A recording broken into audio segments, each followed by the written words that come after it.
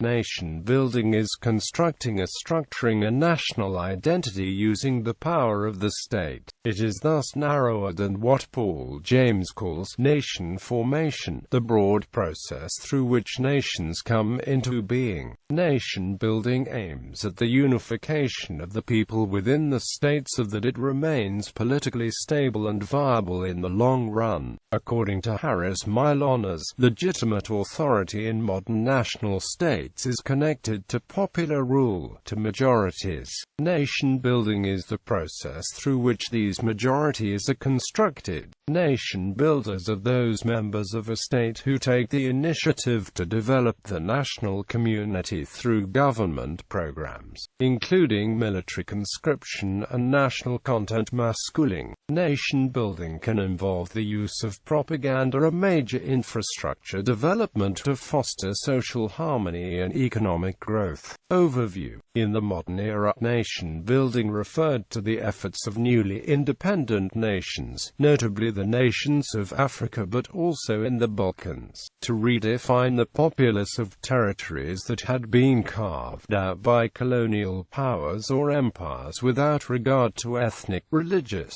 or other boundaries. These reformed states would then become viable and coherent national entities. Nation-building includes the creation of national paraphernalia such as flags, anthems, national days, national stadiums, national airlines, national languages, and national myths. At a deeper level, national identity needed to be deliberately constructed by molding different ethnic groups into a nation, especially since in many newly established states colonial practices of divide and rule had resulted in ethnically heterogeneous populations. However, many new states were plagued by tribalism, that is, rivalry between ethnic groups within the nation. This sometimes resulted in the near disintegration, such as the attempt by Biafra to secede from Nigeria in 1970, or the continuing demand of the Somali people in the Ogaden region of Ethiopia for complete independence. In Asia, the division of British India into India and Pakistan was in part due to ethnic differences, which might have been aided by other factors like colonial mismanagement of the situation, the Rwandan genocide, as well as the recurrent problems experienced by the Sudan can also be related to a lack of ethnic, religious,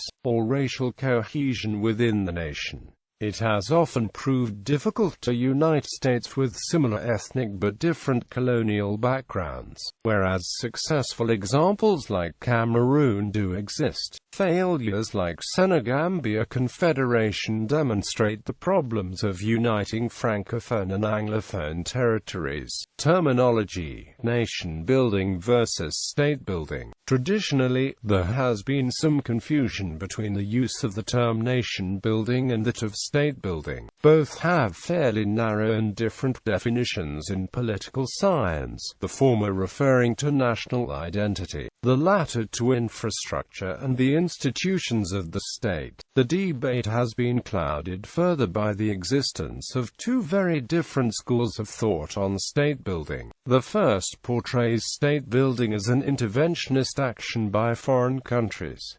The second sees state-building as an indigenous process. For a discussion of the definitional issues, see State-building, Carolyn Stevenson's essay, and the papers by Waits, CPC, IPA or ODI cited below. The confusion over terminology has meant that more recently, nation-building has come to be used in a completely different context, with reference to what has been succinctly described by its proponents as the use of armed force in the aftermath of a conflict to underpin an enduring transition to democracy. Quote, in this sense, nation-building, better referred to as state-building, describes deliberate efforts by a foreign power to construct or install the institutions of a national government, according to a model that may be more familiar to the foreign power but is often considered foreign and even destabilizing. In this sense, state-building is typically characterized by massive investment, military occupation, transitional government, and the use of propaganda to communicate governmental policy.